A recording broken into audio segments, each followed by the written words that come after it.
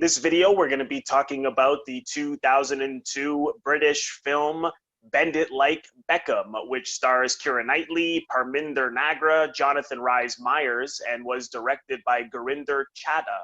We're Coffee with Aliens at the Movies, a film education and film review channel. My name is Robert Bellissimo. I'm an actor and acting teacher. I'm Steve Chambers. I'm a writer and actor. And again, we're super pleased to welcome our guest, Vanessa Buttino, who you can find online at superveebs.wordpress.com. Superveeb. So this is her, and welcome back. Yeah, welcome. You, Vanessa, selected Bend It Like Beckham, which I'd seen maybe when it came out, and then not again till now. And I was like, oh, this movie is about more than I thought, which either speaks to the times we're in, or more likely my maturity. I don't know, but Bend It Like Beckham. So why this film?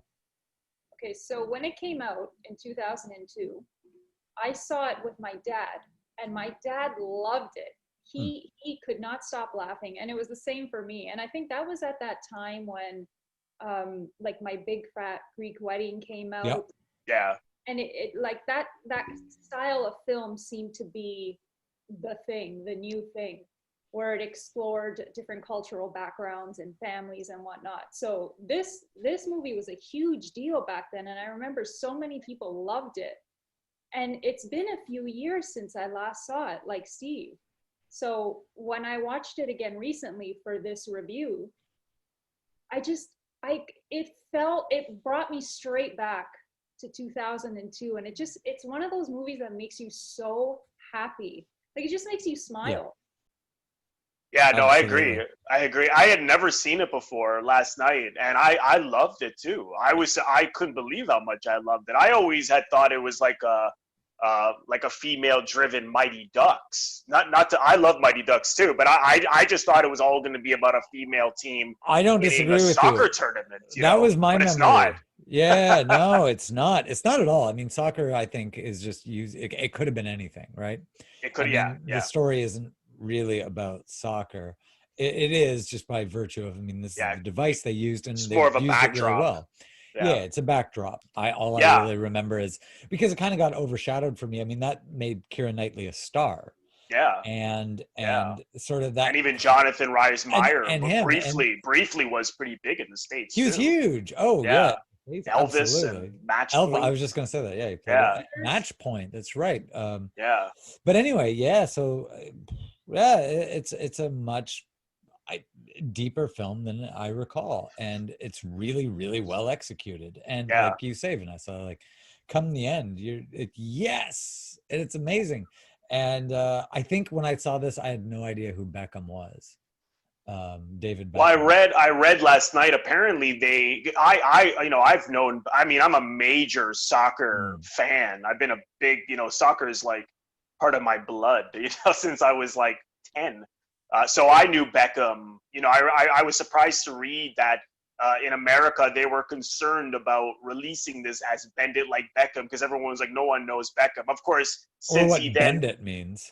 Yeah, bend it. Unless you're a soccer fan or you live in England, you don't really know that bend it means to curve it. Beckham was known for his great crossings to set up goals. But I was kind of surprised to hear that. But that's true, because this is before he went to the States and played with MLS. He played on LA and MLS, and he kind of put MLS on the map as a result. But yeah, I guess if you weren't like, I'm certainly in Canada. I remember all my friends when this came out. We all were like, "Oh, they're doing a movie on Beckham." I don't think any of us saw it, and all I remember is my cousin being obsessed with Keira Knightley. I remember that.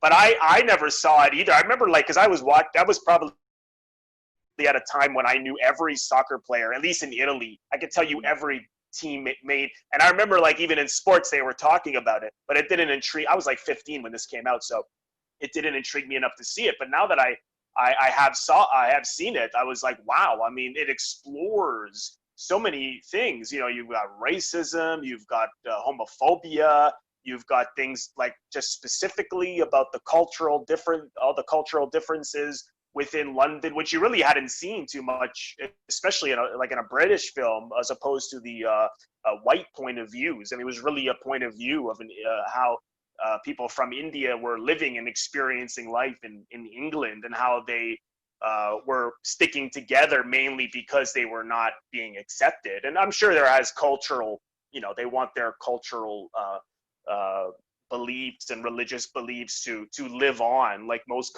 cultures do. But at the same time, you saw, particularly with the father, he was so worried about his daughter going into soccer because he thought what happened to him as a cricket player.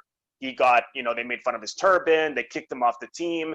And, it's not so much that, oh, we don't want you to play soccer, even though that was a part of it, more from the mother's point of view. But it's like, they're not going to accept it. They're going to humiliate you. They're going to, be prejudiced against you. And we saw that too, right? In one of the games, and I could really relate to it too. I mean, I'm not Indian, but being Italian, they're similar in the sense that, as you know, Vanessa, they're perhaps are known to be a little overprotective and to want something very specific for their kids to follow down this very specific path. And if you go outside of anything that perhaps they don't know, it's like, whoa, it's, what's wrong with you? And we saw that with the daughter, and there's a lot of sexism too, right? It's like, no, girls don't do that. And even Keira Knightley's mother was like that, sort of saying, oh, well, you got these butchy pictures of women in your room, and making fun of her shorter haircut, and, well, yeah, and stuff like that. Keira Knightley's mom, soccer, I think, represented lesbians, yeah, right? Yeah. And there's that whole sort of, it's not a subplot, but whatever you want to call it, the mom accusing Knightley and the other girl of being lovers. Like, she doesn't understand that, no, they were just friends. Like, we're really close friends, but you can't be if you're both playing sports. I know what that means. Yeah, but like, Vanessa, I just want to say, like, what you said is interesting. I didn't think about it, that at that time, like when it came out, like My Big Fat Greek Wedding, it is similar in that it isn't like a, hey, you audience, you better listen up, this is a statement film. No, it was not showing, like, here's how this culture feels about this, or how this culture feels about this. And it was so like delicately woven into the story that maybe that's why I just was like, oh, it's just a nice feel-good movie that's about someone doing well in soccer. Like, it really wasn't. I was like, oh man, no, this movie is just about this woman kind of, I don't know, breaking the rules, but like, she understands where her parents are coming from. But listen, like, I gotta go my own way. I mean, that's what this is ultimately about. Like, it's really about individuality, which I love, which is a topic in life that I'm fascinated by. Like, why do some people become really who they are, and some people kind of accept their situations and only have a sort of one point of view that they grew up with, and everyone is sort of has a wolf pack mentality within that family. And then here we see this one person, because of her love for soccer, this passion, and she was willing to try to find a middle ground with her parents, and lying and sneaking out and to go play soccer, even though, telling them she's working at HMV, and stuff like that. And I loved it. I mean, I thought, this is a lot of things that I experienced. I mean, could you see yourself in it, Vanessa? Was that another reason why you resonated with you? With all the themes and all the points this film makes about, like you said, homosexuality, racism, prejudice, sexism, the thing that I could relate to the most is the cultural aspect. Now, obviously, I'm not Indian Sikh, I'm Italian, but I found that the way that culture is and how traditional it is, especially in terms of raising daughters, raising young women. Yeah. I mean, 100%, that is how I grew up in my traditional Italian family, where so much pressure is put on young women to marry, to learn how to cook, learn how to learn how to clean, how to keep house. how to be responsible and protect your virginity. Like, I just 100%, I could just put myself in that movie and feel at home, because everything was so relevant to my youth. And I mean, I was told my whole life, Vanessa, when you're finished school, don't worry about getting a job. Just, you have to find the right guy to get married who will take care of you, and then you have kids. I'm almost 40 years old. I'm still single. I have no kids, and I've never married. So I'm the black sheep of my family. I can relate in that aspect to Jess. Jess, because she was the black sheep of her family, where she bent the rules and she pursued her passion, which was soccer, regardless of what her parents told her, what her sister told her, what her aunts and uncles told her. She wanted to take her own path. And I feel like I've done the same thing. But I mean, my passion was education and film, whereas hers was soccer. So yeah, I could relate 100% to that. Yeah. No, I really, really love that, because I haven't really seen that in too many films, and I thought, wow, like you said, I could really relate to it as well. And I think it's a really important message for people who are at that age, like late teens, and you're just at that edge of like 20s, where people start to decide, okay, what am I going to do? Where am I going to go to school? What job am I going to have? And so on and so forth. And it's like, well, what do you really want to do? And I like that Jonathan Rhys Meyers, it's like she didn't just totally make the decision. Like, she had friends and Keira Knightley to say, look, like, you have to, I know that you love your parents. I know your parents are coming from a good place. They just don't understand anything outside of what they know. And Jonathan Rhys Meyers, who's the coach of the soccer team that she's on, says, your parents don't always know what's best for you. And I love that line. I thought that was so true. And I can remember myself, I had a couple of friends who helped me make my own choices. Sorry, mom and dad, who are probably going to watch this and say, here he is criticizing me on air. But no, I'm not at all. I empathize, right? It's coming from, and you see that with the parents. It's not coming from a place of it's not coming from a bad place. It's coming from what they know. It's like they want the best for her. And that was a beautiful thing. They're afraid of what's going to happen to her, right? Yeah, they don't paint the parents out to be easy villains. No, exactly. Right? Like, that would have been so easy to just make them, not abusive, but just like really overbearing, but just like nasty people. Like, the bad guys, you got to go with the good guy, Jonathan Rhys Meyers, and Keira Knightley.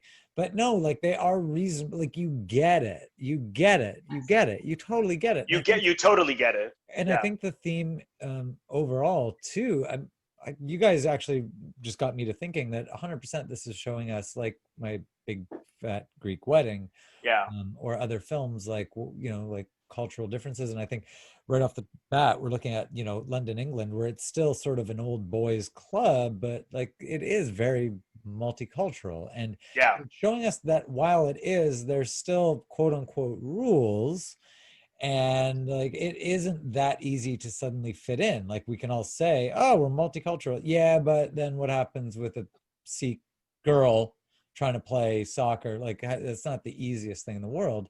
But we do see that it has changed, right? Like, things aren't as bad as when her father was refused, a beer or whatever. So not that it's suddenly fixed, but like, it lets us kind of go into her head going, okay, dad, like, that's awful. But I think things are made not leaps and bounds, but a step. It's things a little are better. Changing, and I'm a representation of that change. But I think overall too, what you guys are saying is rebellion, individuality, I think, is really what this is talking about. And like, you both of you talking about your family background sound rather similar to the Jess character in this. Especially, what with Robert being a female soccer player himself. But I got my Juventus shirt on for the occasion. There you go. I have a Nike shirt. Like, I've got a closet I like soccer, full of but I don't know what that was. But I think the main theme, like we said at the top, that it didn't need to be soccer. It's just about someone not following the herd. And I Yeah, think that's exactly. huge. I mean, my mom, like, God, I want to mention this. My mom's best friend, second mother to me, just died a few days ago. And we were talking about Oh, that. I'm And sorry to hear that. Yeah, you thanks. mentioned But she was yeah, sick. COVID got her. Yeah. And she was older. But my mom and I were just talking about it the other day, and it's so true. My mom's like, I mean, I'd call her and I'd call her going, Steve's, he's not doing what he's supposed to do with his life. He's supposed to be a lawyer like his dad, or this and this and this. And Marion, my mom's friend, was the one that always had my back going, no, no, no, no, it's his life. He's Mm-hmm. not supposed to do anything. And I think when we see a representation of that well done in film, and I think this is a wonderful example of that, I think it can hit home with anyone, regardless of what your cultural background is. But Yeah, I again, I do agree. find it interesting. Yeah, you're right. Like listening to the two of you talk, especially you, Vanessa, like being a female and from an Italian family, that you're supposed to be like, what you just said blew me away. Like, but it's so common. Like you said, you finish school and then you're done. Like, you don't worry about a job. Well, yeah, but forget a job. What about my interests? You just Yeah, get married. And like, yeah. what? And of course, as a guy, I never heard that. Like, I wouldn't think that. But yes, that is still a reality. Oh yeah. Uh, Oh, it's it so is. I mean, so many people, it's not because the three of us were born in the 70s and 80s, like these characters in the movies too, or anything before. Like, it's still, I mean, people who are maybe just a little older than the three of us are trying to control their kids. This is something that is not Mm. just, oh, we're now, no one's doing this anymore. This is a thing of 20, 30 Right. years ago. It's still very, very, It's not a clean break. yeah, Like, no. yeah. It's we live in such a fear-based society, that in Mhm. such a security-based society, that and I'm not saying people don't need to be responsible, but obviously you should, especially when you're that young. I mean, why not go for what you love, especially like in your late teens and 20s. And what I really like that they did here is they, like, Steve, Vanessa and I are discussing how we could relate because we were Italian, or in this case they're Indian in the family. But I think sometimes people associate these point of views with people from a conservative cultural Right. ethnic background. But I really like that what they did with Keira Knightley's character, because they showed that the mother wasn't all that different. Like, 100%. as we touched on, she was criticizing the way Keira Knightley dressed. You got to wear dresses. Because she's like sporty and like, oh, sport. Did you notice that Sporty Spice and Spice Girls is the only one who didn't have a fella? Yeah. And But Posh and did. yeah, and also ignorant to think, like, when they had a fight in the bedroom, and then the mother thinks that they're in a relationship, and then, I'm Yes. blaming football for this. Like, Yes, talk that's what about, like, yeah. yeah, football will make you gay. Yeah. Like, Yeah. talk about Yeah. ignorant, right? And like you And said, that's not gone. no, God, no. That's the Uh, sad thing, and that's what makes this film still so relevant. Relevant, yeah. This movie is what? How old is it? 18 years. 18 years, Still 19 now. Then, yeah. It's still relevant, man. It's so, yeah. It Let, really is. let me ask you, And Vanessa, like, you saw this when it came out, you said, or around? I mean, do you think, I'm curious if at that age, because you're really young, were you cognizantly aware even then, like, oh, you know what this is talking about? It's talking about this, this, this, and I identify, or because you probably did identify, but was it on a subconscious level? You know what I mean? Like, we like the kind of music we like because it speaks to us. We find ourselves in it. And so we find ourselves in the films we love. And so you must have found yourself in this film based on everything you're saying now. But, as a kid, were you aware of, like, oh, this is speaking to me? Or was it just sort of, oh, this is really cool? And then years later, you're like, oh. No, it was it's a good the question. exact same reaction. So when I saw Right. it with my dad for the first time, my initial reaction to it was, this film is hilarious. Like, this family is killing me right now. Right. But then when we left the theater and I had time to think about it, I think the reason why I found it so funny was because it was 100% relatable to me. So, I had the exact same reaction where I Nice. felt that pressure as a young girl, because I think I was about 19 or 20 when that film came out. So no, same reaction. And yeah. Oh, you were the age, you were the target demographic too, right? Right, Like yeah, that a they're young probably woman just done high school, becoming an yeah. adult, whatever that means.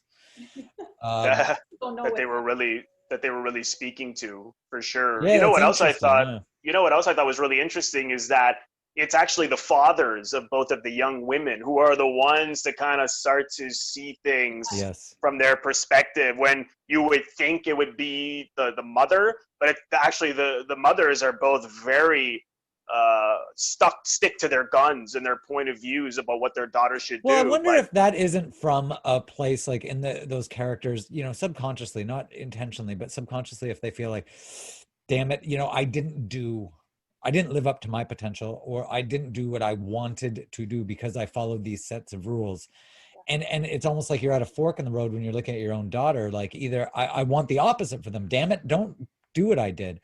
Or conversely, like we see in this film, it's well, I don't want to admit that I didn't do all the things I love, so I'm just going to force that on my daughter. Like, this is correct.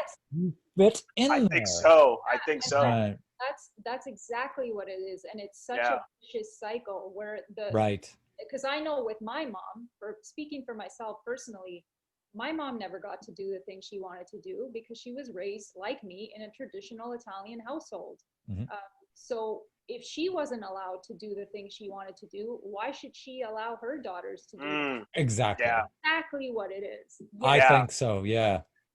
It's a Yeah, good that's point. interesting. That's interesting. It's you so it's like you want things better for your children, but then at the same time, But like there is within guidelines. yeah, Like, within you do. but You don't want them to yeah, struggle as much. No. So that's sort of exactly. the excuse. Well, you're going to really struggle if you go out It's in the more world. financial. Yeah, it's more of like Exactly. financial. Yeah, I want you to be safe, and here's the path we laid out, me and your grandmother, exactly. Yeah, and you're not, why change that? That's terrible. That's you're taking wild chances when you don't need to.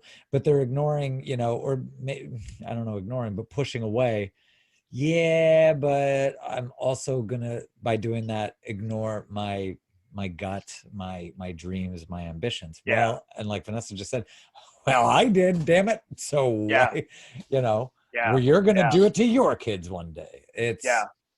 It's Yeah, interesting. it's a cynicism that people sort of they accept their situations. They think, well, this is what it is, and you don't go outside of it. And which there's that's sort of I like we said, that comes from a good place, but there is, I think, some a dark side to that, where I think it is somewhat intentional. Like, you're not going to be better than me.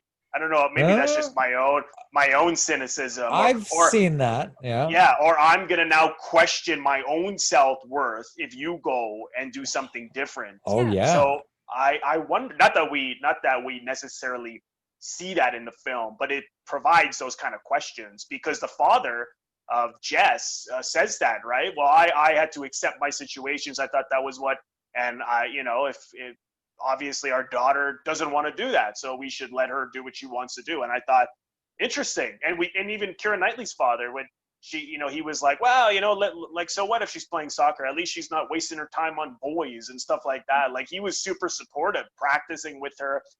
Well, yes, but and you can imagine, now that you say it, also the father might be like wasting your time on boys, like, go whatever keeps the boys away from my daughter. That's a good, yeah. There's so that motivation too. Yeah, there's still a selfish. There's still that's thing. True. There's a selfish point of view there. Yeah, there could be. And yeah, there could be. And even with when she thinks that Keira Knightley's gay, and I love how they played with a wonderful contrast of, like, oh my God, this is homophobic what she's saying, but then, like, the analogy of George Michael, you couldn't help but laugh. Like, well, look what happened to George Michael. She's like, well, he's still a superstar, and you still listen to Wham. I love that. That was brilliant. That's pretty. Yeah, it is. I forgot about that.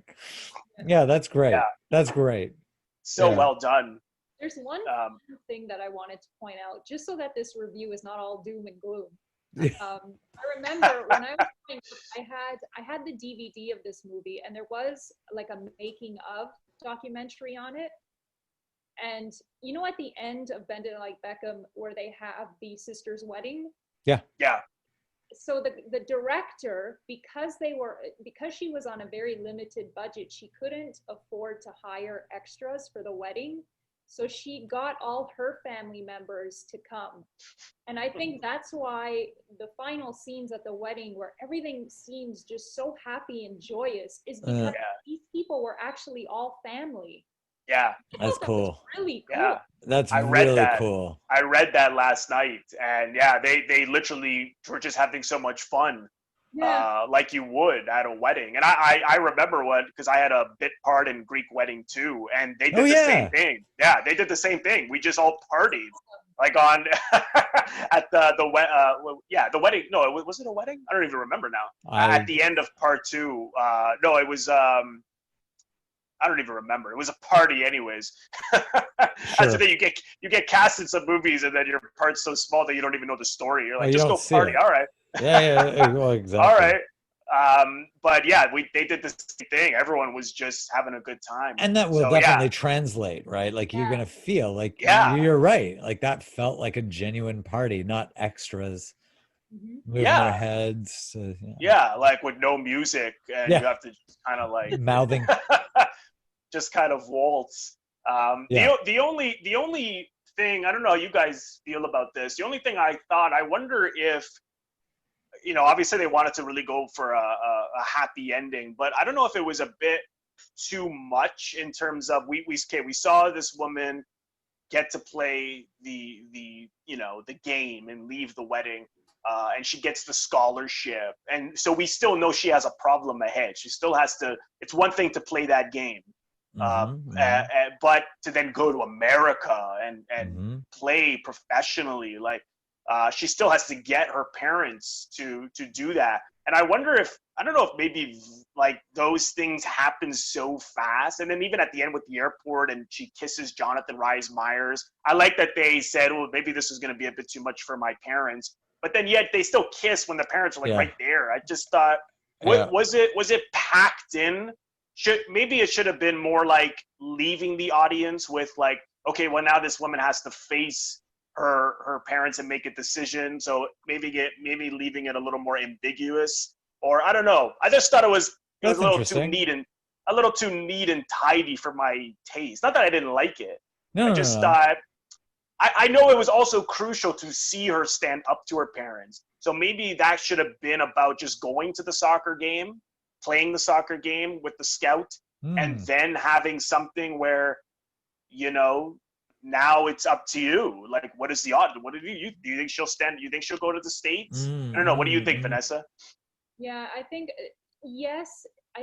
In any other movie, I think I would have thought that it was just wrapped up too nicely. Yeah. I think in this film, when that character has spent months of her life, maybe even years of her life wanting something, I think she deserved it. And I think coming off the scene at the wedding where everything was so upbeat and joyous and happy, if the director had ended this film any other way, I think it would have been maybe a sort of a letdown.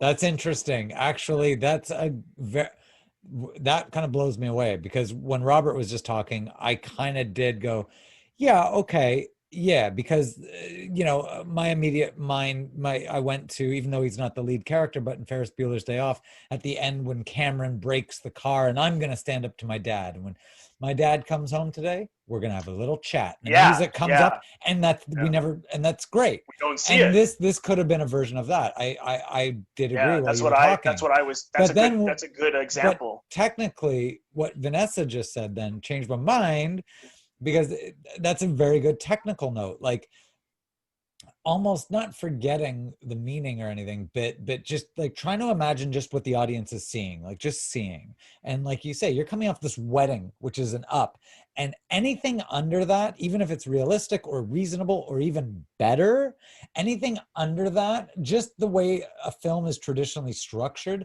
I think it would feel like, oh, you've just let the air out of the balloon. Yes. Even though it might be better, and even though the character might truly be happy, or might this, might that, might, the other, but I know what you mean, Vanessa. Like, because it's a roller coaster, and the movies, this kind of movie ends on that crescendo, and if even there's a slight dip, it's going to be jarring. You're going to feel like not a roller coaster, but like the drop zone. Like it's just going to be and not to say. So anyway, I think, from my opinion, long-winded as usual, I agree with Robert's, like, technically I agree it shouldn't have been packed with so much so quickly, but I think that's something that would have had to been worked into the script earlier. Like the whole tone of the film would have had to been a little different, just so that we don't end with Vanessa's point where you've got the problem of being at such a high, because you can't come down. It's sort of like, you know, in Rocky,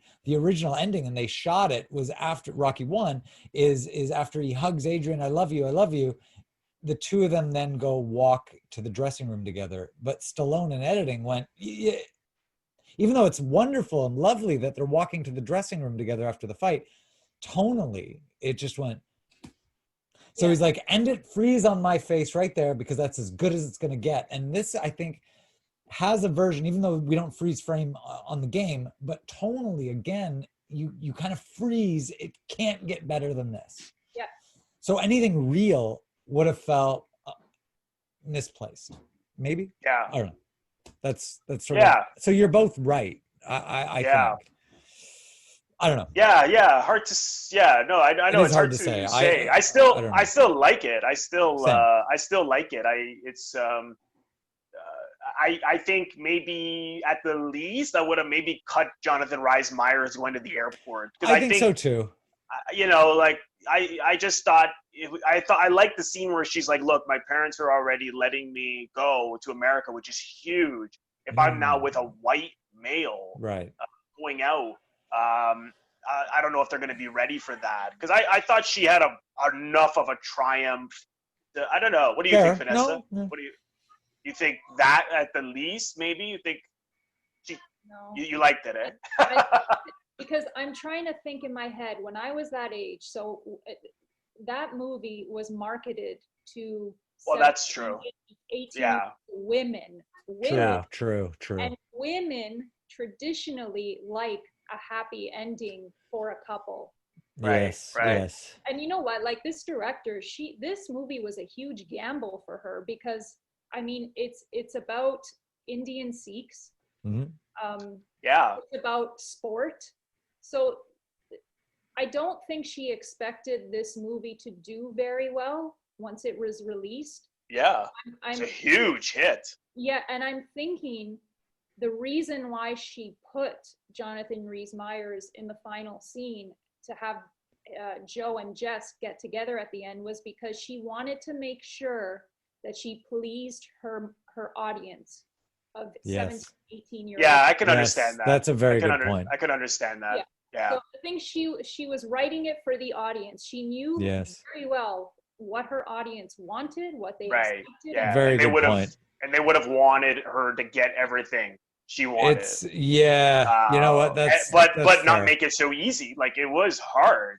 Like, I was like, I was killing me at some point. So like, I was rooting for her from the word go. You know, it's not a big studio movie, and I think to keep that in mind. This is a very small independent film, so she just wanted her audience to be happy at the end, and maybe that it that way.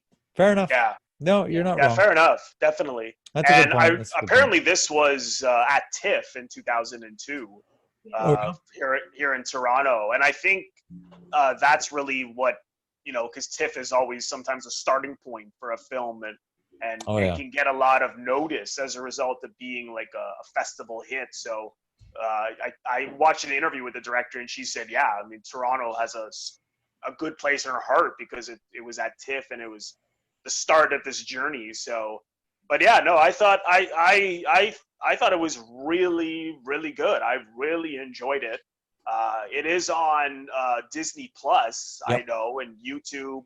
You can rent or buy. Well, Vanessa, thanks so much for doing this one, because I don't think I would have seen this otherwise. Like I said, I always thought it was I wouldn't have gone back to it. Kid movie, you know, Mighty Ducks. You know, I just never really thought much, and I was like, whoa, this is great. So I'm glad you guys liked it, because I honestly, I didn't know what you guys were going to think of it. So I'm yeah. And then the film snob in me at first was like, why is Vanessa picking Bend It Like Beckham? How dare she on our channel? You liked it. Yeah. No, I loved it. I thought it was great. Same. I'm gonna really convert the other cinephiles who may also, just on the title So alone. do I think that should be like one of our little like that's the monthly programs tagline. is like convert How dare like, you? commercial movies that you think How dare you are, not love this movie? Yeah. Absolutely. Okay. Did either of you have anything else you wanted to say? That's it? No. Okay, great. Well, thanks again, Vanessa. And thanks so much, everyone, for watching. Again, if this is your first time here, or if you haven't already done so, please consider subscribing to our channel by clicking on the Coffee with Aliens logo floating above my head to the top right, and then click the bell in order to get a notification every time we release a new video or go live. Thank you again. All right. We'll see everyone next time.